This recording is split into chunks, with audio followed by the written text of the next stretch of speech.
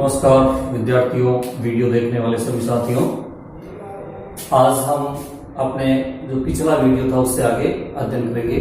पिछला वीडियो था अपना राष्ट्रपति से संबंधित। उसमें तो हमने देखा था राष्ट्रपति का पद, राष्ट्रपति का निर्वाचन, शपथ इत्यादि के बारे में जानकारी ली थी। आज हम पढ़ेंगे राष्ट्रपति की शक्तियां।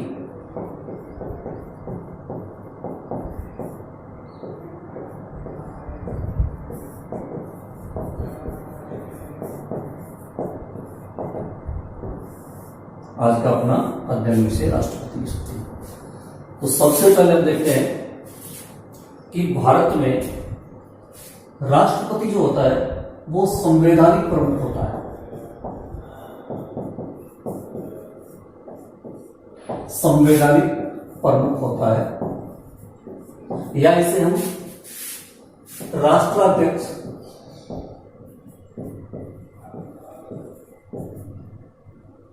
या राष्ट्र का प्रथम नागरिक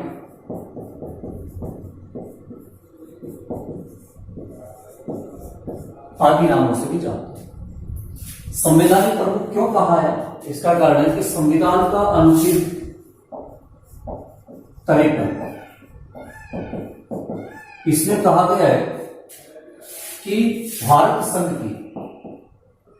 भारत की जो संघ स्तर है, संघ की समस्त कार्यपालिका शक्तियां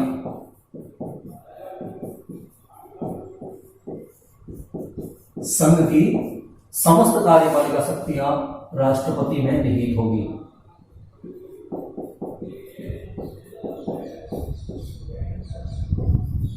ये कहा गया है। तो इसलिए हम इनको संवैधानिक प्रमुख यानी कि समस्त कार्यपालिका शक्तियां राष्ट्रपति में निहित होती है। परंतु वास्तव में क्या होता है? वास्तव में राष्ट्रपति की शक्तियों का जो प्रयोग है वो प्रधानमंत्री और उसका मंत्री परिषद करता है। किस अनुच्छेद के आधार पर कहा गया है कि उसकी समस्त शक्तियों का प्रयोग प्रधानमंत्री और उसका मंत्री परिषद करेगा? तो अनुच्छेद 74 में कहा गया है कि राष्ट्रपति को सलाह देने के लिए एक मंत्री परिषद होगी जिसका प्रमुख प्रधानमंत्री होगा और राष्ट्रपति उसकी सलाह से, उसके परामर्श से कार्य करेगा। तो अनुच्छेद 74 जो है वो प्रधानमंत्री और मंत्री परिषद को वास्तविक कार्यपालिका बनाता है। इसलिए हम कहते हैं राष्ट्रपति संवैधानिक प्रमुख है।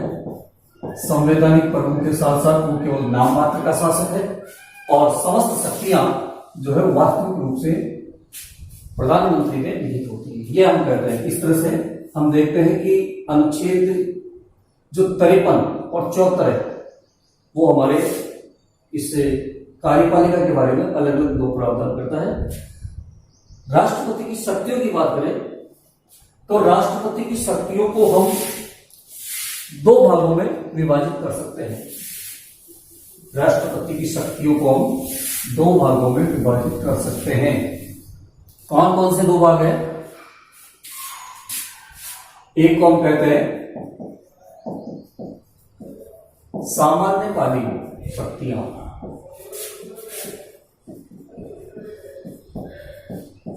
और दूसरी को हम कह सकते हैं आपातकालीन शक्तियां।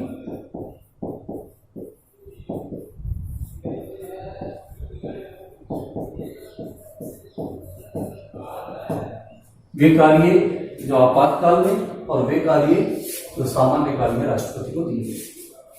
तो इस प्रकार से हम कहते हैं राष्ट्रपति की शक्तियों को हम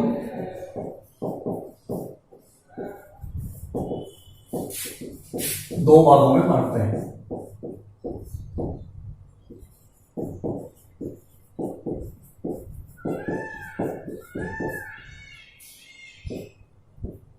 पहला भाग और ये इसका दूसरा।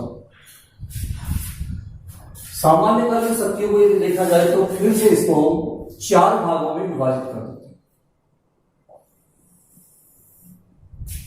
पहले प्रकार की जो शक्तियां होंगी सामान्य काल में उनको हम कहेंगे वे शक्तियां जिनका संबंध कार्यपालिका से है, कार्यपालिका संबंधी शक्तियां।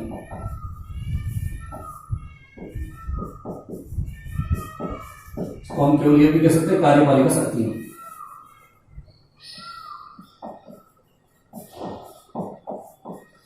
दूसरे प्रकार की शक्तियों को हम विभाजित कर सकते हैं, वो है राष्ट्रपति की विधायी शक्तियां, कानून निर्माण यानी संसद से संबंधित शक्तियां, विधायी शक्तियां। तीसरे प्रकार की इसकी शक्तियों को हम रखते हैं वे शक्तियां जो वित्त से संबंधित है, उनको हम कहते हैं वित्तीय शक्तियां। और चौथे प्रकार की जो शक्तियां हैं उनको हम कहते हैं न्यायिक शक्तियां। मोटे तौर पर हम इनको इन चार भागों में विभाजित कर सकते हैं, कार्यपालिका संबंधी, विधायी शक्तियां, वित्तीय शक्तियां और न्यायपालिका संबंधी शक्तियां। और इन चारों का भी हम अलग अलग करके अध्ययन करते हैं। सबसे पहले हम लेते हैं कार्यपालिका शक्ति। वे कौन कौन सी शक्ति है जो कार्यपालिका के रूप में राष्ट्रपति को प्राप्त है, तो इनको एक एक करके हम अध्ययन करते हैं। पहली शक्ति के रूप में हम लेते हैं कि जो राष्ट्रपति है उसमें भारत संघ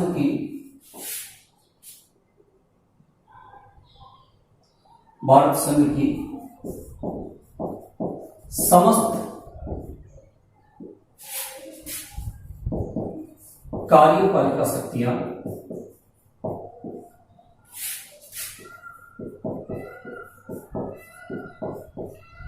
राष्ट्रपति में निहित होगी।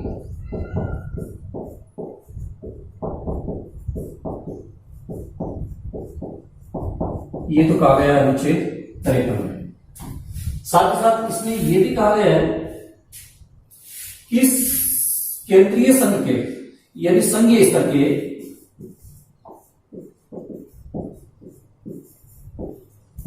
समस्त कार्य, संघीय स्तर के समस्त कार्यपालिका संबंधी कार्य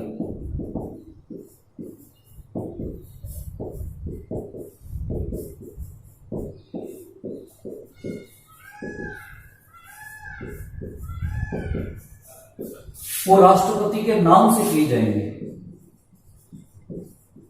राष्ट्रपति के नाम से किए जाएंगे। ये व्यवस्था दी गई है अनुच्छेद 77 में। इसको हम अनुच्छेद 77 के अनुसार करते हैं कि संघीय स्तर की समस्त कार्यपालिका संबंधी शक्तियां, कार्य जो है वो राष्ट्रपति के नाम से किए जाएंगे, राष्ट्रपति के नाम से समस्त कार्य किए। यह तो है राष्ट्रपति की पहली शक्ति। इसके बाद हम लेते हैं राष्ट्रपति से संबंधित दूसरी शक्ति, तो वो होती है कार्यपालिका में जो वास्तविक मुखिया होता है उसकी व मंत्री परिषद की नियुक्ति से संबंधित।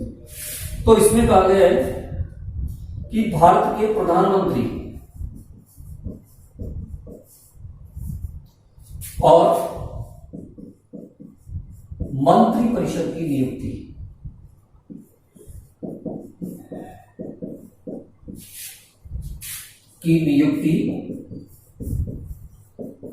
राष्ट्रपति द्वारा की जाती है।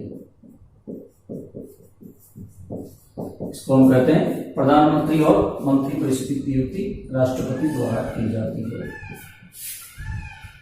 लेकिन इसमें यह भी आता है कि प्रधानमंत्री और मंत्री परिषद की नियुक्ति के संबंध में राष्ट्रपति अपनी विवेकाधिकार शक्तियों का प्रयोग नहीं कर सकता जब तक कि लोकसभा में किसी एक दल को या लोकसभा के बहुमत सदस्यों का कोई समर्थन प्राप्त रहता हो, तो तब तक राष्ट्रपति प्रधानमंत्री की नियुक्ति के लिए मनमानी नहीं कर सकता, अपनी इच्छा से किसी को प्रधानमंत्री नियुक्त कर सकता है। कहने का मतलब है राष्ट्रपति उसी व्यक्ति को प्रधानमंत्री नियुक्त करता है जिसे लोकसभा के बहुमत का समर्थन मिलता है। बहुमत का समर्थन प्राप्त है। बहुमत का समर्थन प्राप्त व्यक्ति को प्रधानमंत्री नियुक्त करता है राष्ट्रपति, और उसके परामर्श से मंत्रिपरिषद के अन्य सदस्यों को नियुक्ति देता है। साथ ही साथ अपने विभागों का आवंटन भी करता है। मंत्रिपरिषद पे विभागों का आवंटन करता है, लेकिन इस आवंटन में भी वो प्रधानमंत्री का परामर्श मांगने के लिए करते हैं। तो इस तरह से हम देखते हैं कि मंत्रिपरिषद की नियुक्ति की जाती है, वो राष्ट्रपति के द्वारा की जाती है। इसी तरह से हम अगला बिंदु देते हैं शक्तियों में अगली शक्ति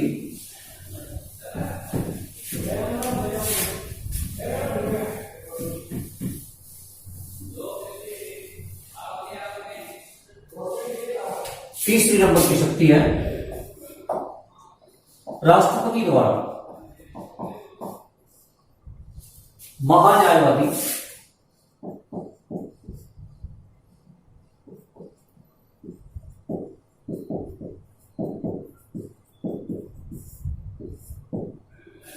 सीएजी यानी कि नियंत्रक और महालेखा परीक्षक, राज्यों के राज्यपाल,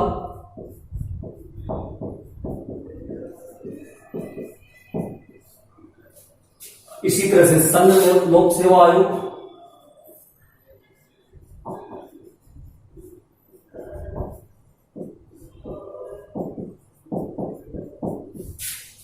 वित्त आयोग,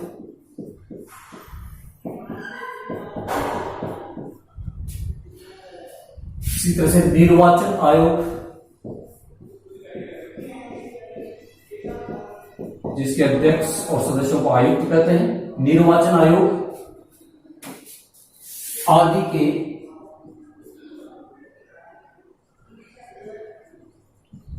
अध्यक्ष और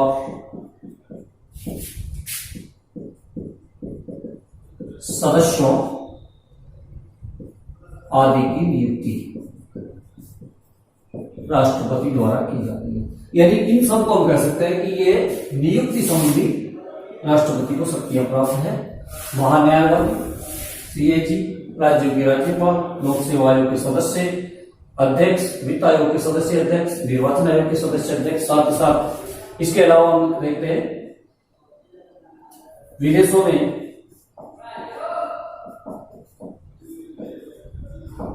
भारत के राजदूत, साथ ही साथ उच्चतम न्यायालय, उच्चतम एवं उच्च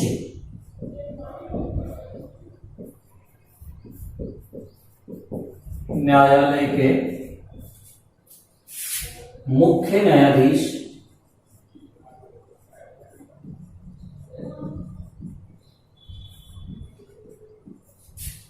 एवं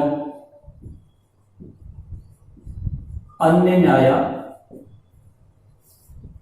की नियुक्ति इत्यादि, साथ ही साथ तीनों सेनाओं के प्रमुख, उनकी नियुक्ति भी राष्ट्रपति के द्वारा की जाती है। ये नियुक्ति संबंधी अधिकार राष्ट्रपति को प्राप्त है। इस तरह से इन सबको नियुक्ति संबंधी राष्ट्रपति की शक्तियों में ले सकते हैं। इसके बाद अगली शक्ति जो है वो है, उसको हम कह सकते हैं 4 नंबर शक्ति है कि राष्ट्रपति को तीनों सेनाओं का सर्वोच्च कमांडर होता है।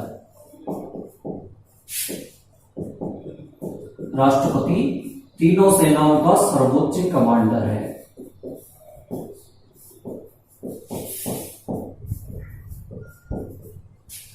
पांचवी शक्ति है कि राष्ट्रपति को मंत्रिमंडल से सूचना प्राप्त करने का अधिकार प्राप्त है, और यह सूचना प्राप्त करने का अधिकार राष्ट्रपति को दिया गया है अनुच्छेद 78 के अनुसार। अनुच्छेद 78 कहता है कि राष्ट्रपति को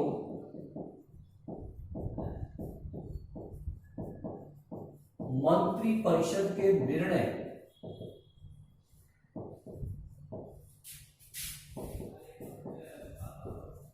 निर्णय की सूचना प्राप्त करने का अधिकार है।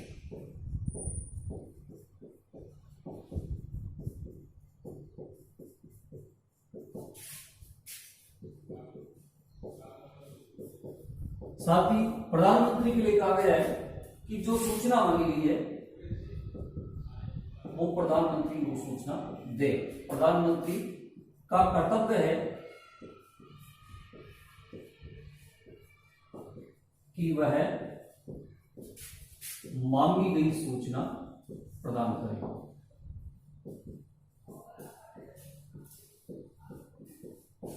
तो इस तरह से राष्ट्रपति की कार्यपालिका संबंधी शक्तियों में ये 5वीं शक्ति है। इसी तरह से हम देखते हैं कि ये जितनी भी शक्तियां हैं, कहने के लिए तो हमने कहा है कि समस्त शक्तियां राष्ट्रपति में निहित है, समस्त नियुक्तियां राष्ट्रपति करता है, या तक कि प्रधानमंत्री की नियुक्ति भी राष्ट्रपति करता है।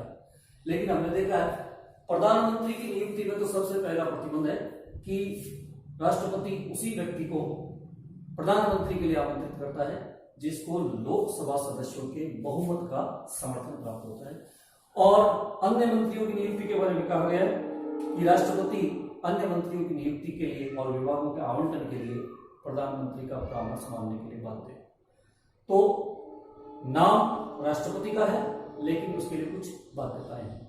इसी तरह से जो अन्य नियुक्तियों की बात आती है, जितनी भी नियुक्तियां हुई है उनके बारे में भी यही होता है कि कहा तो यह जाता है कि समस्त नियुक्तियां राष्ट्रपति द्वारा की जाती है, लेकिन राष्ट्रपति स्वयं अपनी इच्छा से कोई नियुक्ति नहीं करता है, बल्कि वो प्रधानमंत्री और मंत्रिपरिषद के परामर्श का पालन करता है। तो उनके परामर्श से ही वो इनकी नियुक्ति करता है। तो इस तरह से हम देखते हैं कि राष्ट्रपति को कहने के लिए तो बहुत सारे काम दिए गए, लेकिन वास्तव में उन सारी शक्तियों का प्रयोग प्रधानमंत्री और उसका मंत्रिपरिषद करता है।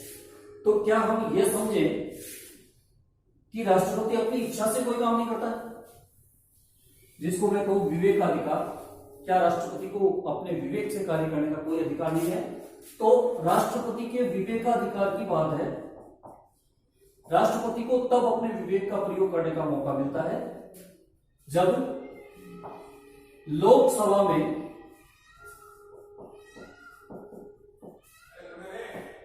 किसी भी दल को या किसी भी दल को बहुमत नहीं मिलता है। जब किसी भी दल को बहुमत नहीं मिलता है तब प्रधानमंत्री के लिए किसे आमंत्रित किया जाए? तब राष्ट्रपति को अपने विवेक का प्रयोग करने की अनुमति दी गई है। क्या करता है उस परिस्थिति में? उस परिस्थिति में वो बड़े दल के नेता या जो उसकी नजर में बहुमत साबित कर सकता है,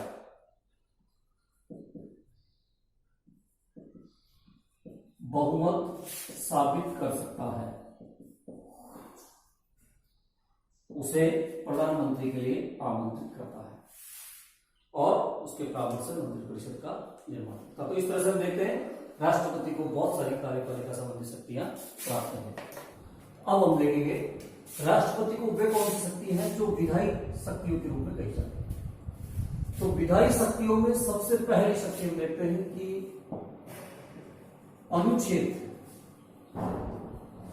79 के अनुसार राष्ट्रपति को जो भी विधायी शक्तियां प्राप्त है वो इस 79 अनुच्छेद के कारण से प्राप्त है। क्या कहा गया इसमें? राष्ट्रपति अभिन्न अंग है, संसद का अभिन्न अंग है।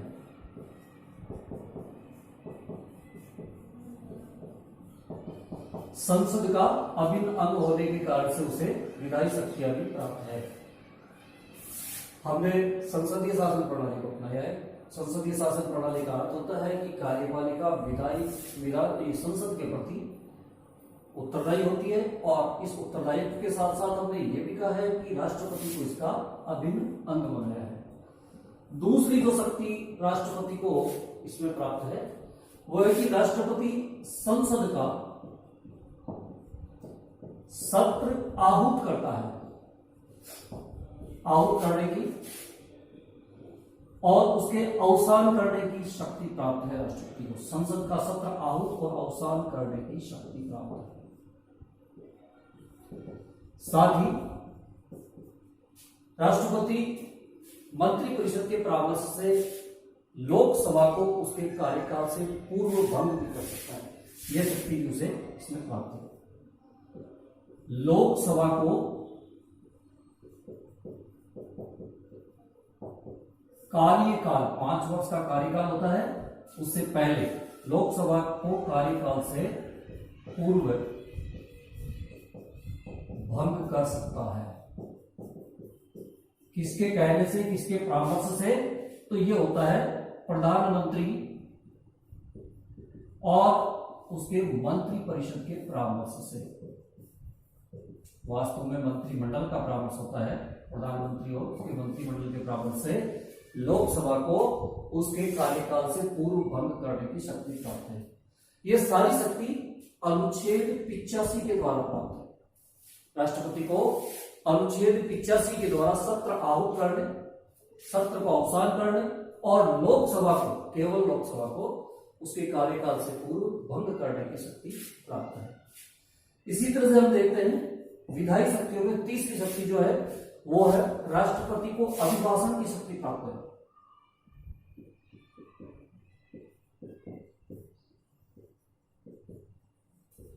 क्या होता है अभिभाषण?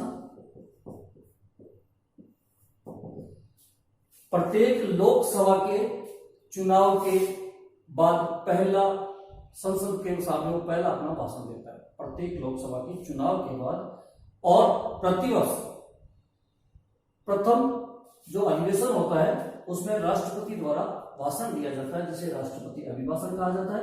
ये अभिभाषण की शक्ति राष्ट्रपति को प्राप्त है। संसद के सामने वो अपना अभिभाषण पढ़ता है और ये शक्ति उसे प्राप्त है अनुच्छेद 87 के द्वारा। अभिभाषण का मतलब है लोकसभा चुनाव के बाद प्रथम जो लोकसभा का संसद का अधिवेशन होता है, साथ ही साथ प्रत्येक वर्ष जो प्रथम अधिवेशन होता है उसके समक्ष अपना अभिभाषण पढ़ता है। इसी तरह से 4 नंबर जो शक्ति है उसको हम कह सकते हैं कि वह मनोनयन करता है। इसको मनोनयन की शक्ति प्राप्त है। क्या है मनोनयन? अनुच्छेद 80 के अनुसार वह राज्यसभा के लिए 12 व्यक्तियों को मनोनीत कर सकता है, सांसद बना सकता है। 12 व्यक्तियों। कौन से 12 व्यक्ति होंगे? ये वो व्यक्ति होंगे जो कला, साहित्य, विज्ञान इत्यादि में श्रेष्ठ स्थान रखते, उत्कृष्ट प्रदर्शन किया हो, श्रेष्ठ स्थान रखते हो, ऐसे व्यक्तियों 12 व्यक्तियों को वो मनोनीत कर सकता है अनुच्छेद 80 के अनुसार। साथ ही साथ उसकी मनोनयन की शक्ति लोकसभा को में भी उसको प्राप्त है, जो है उसको 331 के अनुसार। 331 के अनुसार यदि लोकसभा में एंग्लो इंडियन समुदाय के सदस्यों को, एंग्लो इंडियन समुदाय के सदस्यों का कोई भी प्रतिनिधि चुनाव में नहीं जीत पाया है, तो ऐसी स्थिति में 2 सदस्यों को वो लोकसभा की सदस्यता प्रदान कर सकता है। ये केवल एंग्लो इंडियन समुदाय के लिए है।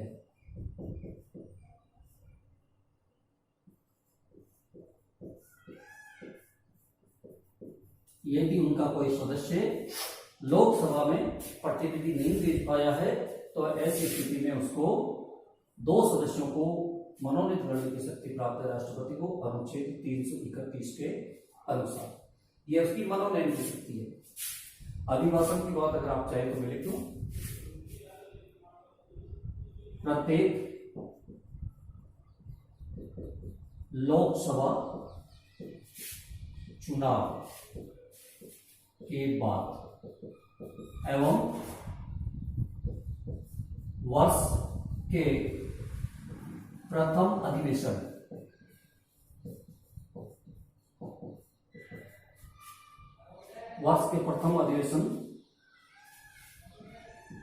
में राष्ट्रपति का उद्बोधन होता है। राष्ट्रपति का उद्बोधन संसद के समक्ष राष्ट्रपति का भाषण होता है, इसे अभिभाषण कहा जाता है और यह उससे शक्ति प्राप्त है। अब हम इसकी पांचवी शक्ति लेते हैं। राष्ट्रपति की विधायी शक्तियों में पांचवी शक्ति लेते हैं, वो है कि बिना राष्ट्रपति की हस्ताक्षर के कोई भी विधेयक बिना राष्ट्रपति के हस्ताक्षर के अधिनियम नहीं बन सकता। विधेयक राष्ट्रपति के हस्ताक्षर से ही अधिनियम बनता है।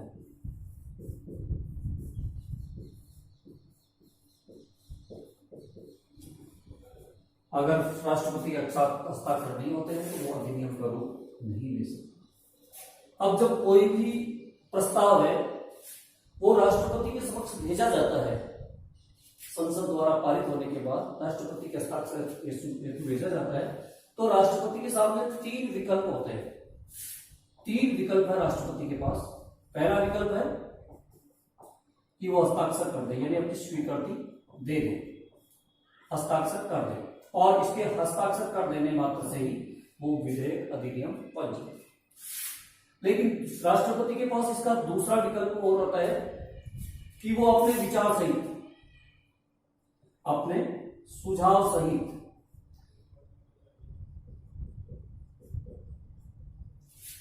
संसद के समक्ष पुनर्विचार हेतु भेजे।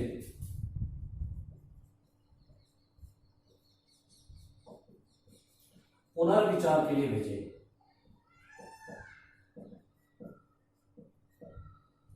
अगर इस तरह का जो प्रस्ताव है जो पुनर्विचार के लिए भेजा गया है वो संसद द्वारा दोबारा पारित कर दिया जाए, दोबारा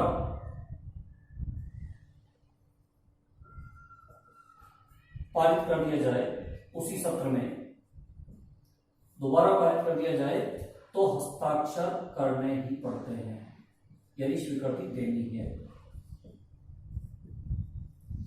कब? यदि संसद द्वारा वो प्रस्ताव पुनः पारित कर दिया जाए तो हस्ताक्षर करने पड़ते हैं। इसको हम कहते हैं राष्ट्रपति का निलंबनकारी वीटो पावर, निलंबन।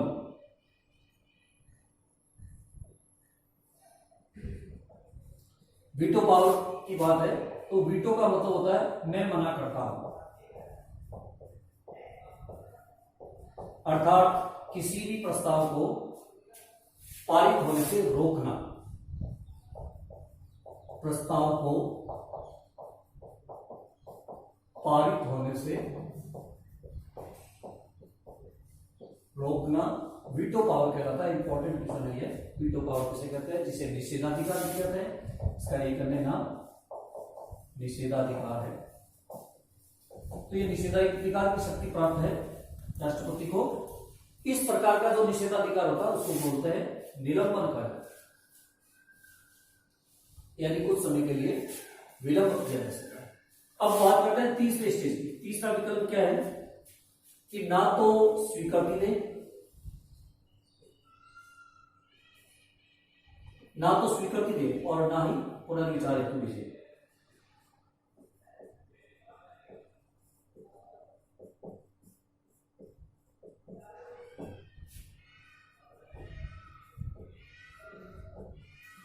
बल्कि उसे रद्दी समझकर फेंक रख दे। ऐसी स्थिति में वो प्रस्ताव अधिनियम बनने से रुक जाता है।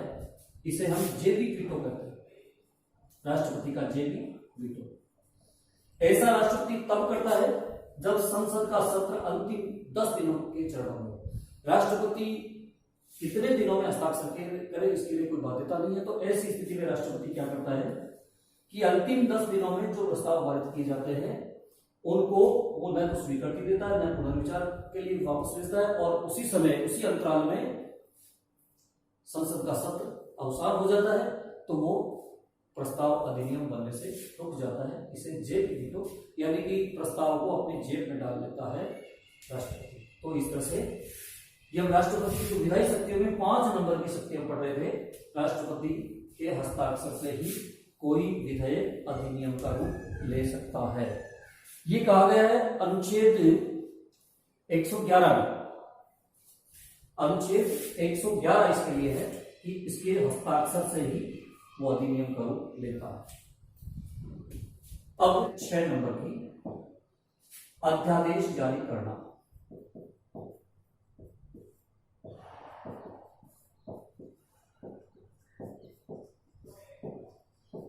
अध्यादेश जब संसद का सत्र नहीं चल रहा है, कब जारी किया जाता है? जब संसद का सत्र नहीं चल रहा है और उस समय किसी कानून की जरूरत पड़ जाए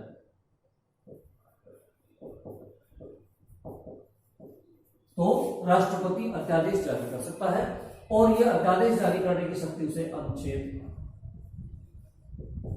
123 से प्राप्त है। अर्थात वो अचानक कोई कानून की जरूरत पड़ती है तो कानून को लागू कर देता है। लेकिन ऐसा अध्यादेश तब तक लागू रहता है जब संसद का सत्र पुनः आहूत होता है। संसद सत्र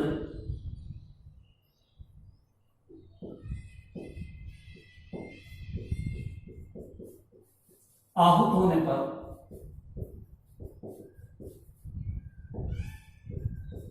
6 सप्ताह के भीतर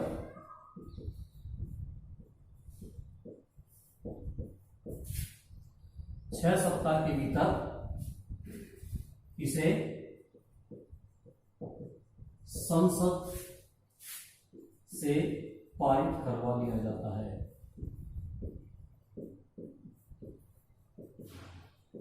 यदि पारित करवा लिया जाता है तो वो अध्यादेश कानून की तरह लागू रहेगा, और यदि 6 सप्ताह के भीतर इसे पारित नहीं करवाया जा सका तो वो अध्यादेश समाप्त हो जाता है। इस तरह से राष्ट्रपति को अध्यादेश जारी करने की शक्ति है। साथ ही एक और शक्ति की बात करते हैं कि राष्ट्रपति को दोनों सदनों के संयुक्त बैठक बुलाने की शक्ति प्राप्त है। दोनों सदनों का संयुक्त बैठक बुलाने का अधिकार, और ऐसा राष्ट्रपति तब करता है जब किसी प्रस्ताव पर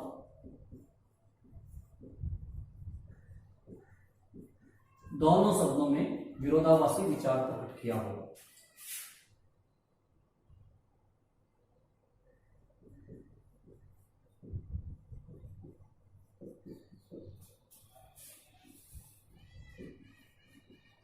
दोनों सदनों में विरोधाभास हो तो ऐसी स्थिति में संयुक्त बैठक का आहूत की जा सकती है। इसको बोलते हैं संयुक्त बैठक।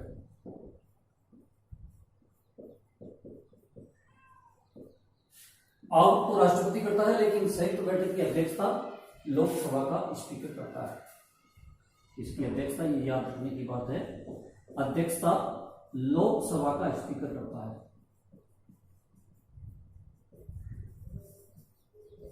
और आहूत करने की शक्ति राष्ट्रपति को प्राप्त है, और आहूत करने के लिए बाध्यता है कि यदि किसी प्रस्ताव पर दोनों सदनों में परस्पर विरोधाभास की स्थिति उत्पन्न हो जाए तो वो इसे संयुक्त बैठक द्वारा पारित करा। आपको पता होगा कि जब संयुक्त बैठक होती है तो लोकसभा की इच्छा के अनुसार, क्योंकि उसकी सदस्य संख्या ज्यादा होती है, इसलिए लोकसभा की इच्छा के अनुसार वो विधेयक पारित किया जाता है, या लोकसभा की इच्छा के विरुद्ध है तो उसको रोक सकता है। इस तरह से हम देखते हैं राष्ट्रपति की विधायी शक्तियां। अब हम राष्ट्रपति की जो सामान्यकालीन शक्तियां हैं उनकी तीसरी शक्ति पर विचार करते हैं, जिसको हम कहते हैं वित्तीय शक्ति।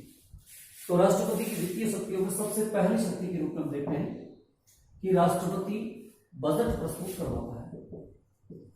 बजट प्रस्तुत करवाता है, अर्थात क्या होता है बजट? संघ की आय व्यय का विवरण, संघ के आय व्यय का विवरण प्रस्तुत करता है। एक पूर्वानुमान तय किया जाता है, कितनी इनकम होगी, कितने खर्च किया जाएगा अगले सत्र में, उस पूरे साल का एक आय व्यय का विवरण जो है वो बजट कहलाता है। उस बजट को प्रस्तुत करवाता है राष्ट्रपति। कहा तो यह जाता है कि बजट प्रस्तुत राष्ट्रपति करता है, तैयार तो वो वित्त मंत्रालय करता है, लेकिन राष्ट्रपति उस बजट प्रस्तुत करवाता है। दूसरी बात हम कहते हैं कि राष्ट्रपति की पूर्वानुमति के बिना, ये जो पहला है ये राष्ट्रपति को अधिकार है वो 112 के तहत प्राप्त है, 112 के तहत। अब 113 के तहत राष्ट्रपति को शक्ति प्राप्त है वित्तीय रूप में कि बिना राष्ट्रपति की सिफारिश के, राष्ट्रपति की सिफारिश के बिना संसद से धन की मांग नहीं की जा सकती।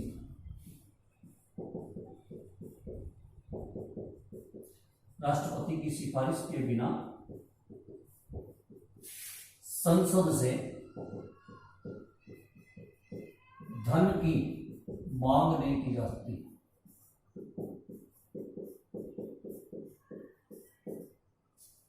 ये इसकी वित्तीय क्षेत्र में दूसरी शक्ति प्राप्त है। इसी तरह से तीसरी शक्ति की बात करते हैं तो तीसरी शक्ति है जो उसको संविधान के अनुच्छेद 117 से प्राप्त है, और वो है कि बिना राष्ट्रपति की पूर्वानुमति के,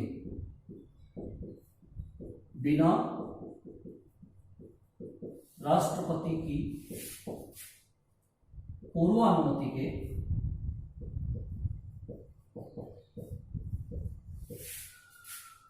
वित्त विधेयक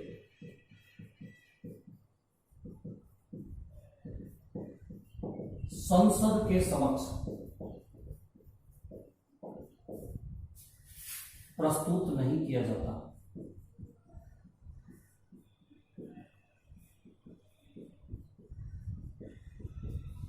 साथ ही साथ ये भी है कि भारत की जो संचित निधि है, भारत की संचित निधि पर पारित किसी विधेयक पर राष्ट्रपति की अनुमति के बिना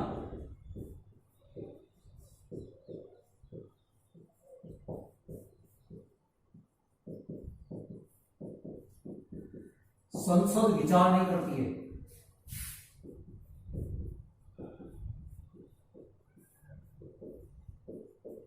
यानी इसमें भी राष्ट्रपति की पूर्व अनुमति चाहिए। यदि कोई विधेयक भारत की संचित निधि पर पारित हो तो उसके लिए राष्ट्रपति की पूर्व अनुमति चाहिए, तभी संसद उस पर विचार करेगी। और राष्ट्रपति की पूर्व अनुमति के बिना वित्त विधेयक संसद में प्रस्तुत नहीं किया जा सकता। राष्ट्रपति की संसद सिफारिश के बिना कोई भी धन की मांग नहीं की जा सकती।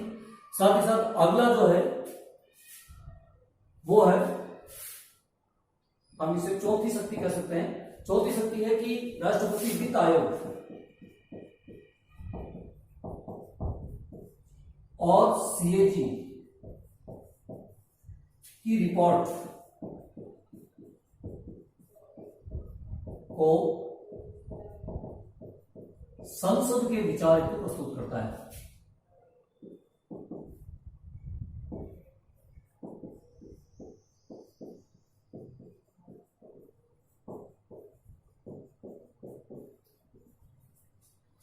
ये जो आयोग है इनकी रिपोर्टों को संसद के समक्ष रखने का काम राष्ट्रपति द्वारा किया जाता है। और पांचवें नंबर की जो इसकी वित्तीय शक्ति है वो है कि वित्त आयोग की सिफारिश, वित्त आयोग की सिफारिश के अनुसार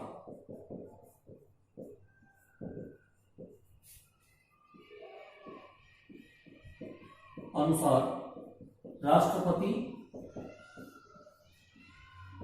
आयकर और अन्य करों का बंटवारा केंद्र और राज्य के बीच करवाता है।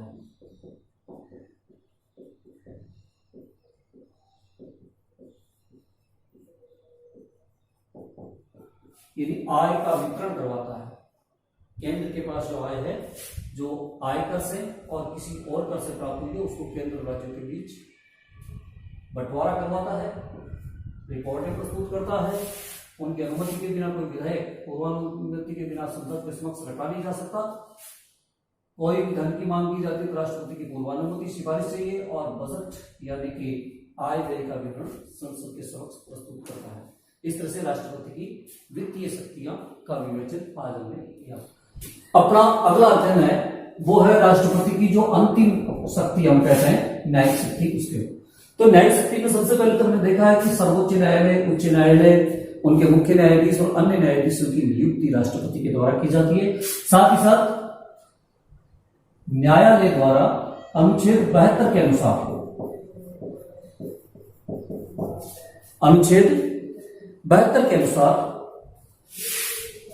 राष्ट्रपति को यह शक्ति प्राप्त है कि वह दंड प्राप्त किसी व्यक्ति के दंड को कम कर सकता है या उसे क्षमा कर सकता है, या तो पूर्णतः माफ कर सकता है या उसे कम कर सकता है। या ये एक बात भी याद रखने की जरूरत है, राष्ट्रपति उसके दंड को बढ़ा नहीं सकता है, न्यायालय ने जो निर्णय दिया है उसका पालन करेगा और साथ साथ उसमें कम ही कर सकता है, उसको बढ़ा नहीं सकता है। अब कौन कौन सी परिस्थितियों में न्यायालय, ये राष्ट्रपति न्यायालय द्वारा दिए गए निर्णय को क्षमा कर सकता है? तो सबसे पहले की स्थिति है कि किसी भी सैनिक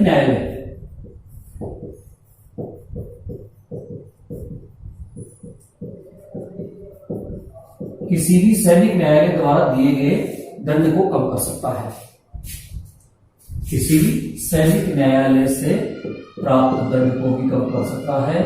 साथ ही दूसरी स्थिति बताई गई है कि संघ की कार्यपालिका शक्ति के अधीन, संघ की कार्यपालिका शक्ति के अधीन जो दंड दिए गए उनको क्षमा कर सकता है या कम कर सकता है।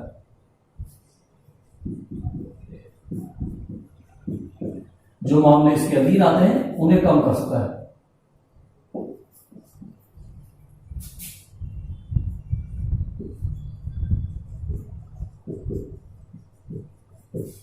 तीसरी स्थिति आती है कि वे समस्त मामले जिनमें मृत्युदंड दिया गया हो उन पर भी राष्ट्रपति अपना विचार प्रकट कर सकता है और उनको क्षमा कर सकता है या उनकी सजा को कम कर सकता है, यदि मृत्युदंड को उम्र कैद बदल सकता है या और कोई भी जो कमी करनी है। लेकिन यहाँ ये याद रखने की बात है कि राष्ट्रपति इस सजा को बढ़ा नहीं सकता। इस तरह से आज अपना राष्ट्रपति की सामान्य कानूनी शक्तियों का अध्ययन पूरा होता है और अपना अगला वीडियो जो आएगा वो होगा राष्ट्रपति की आपातकाल शक्तियों के बारे में।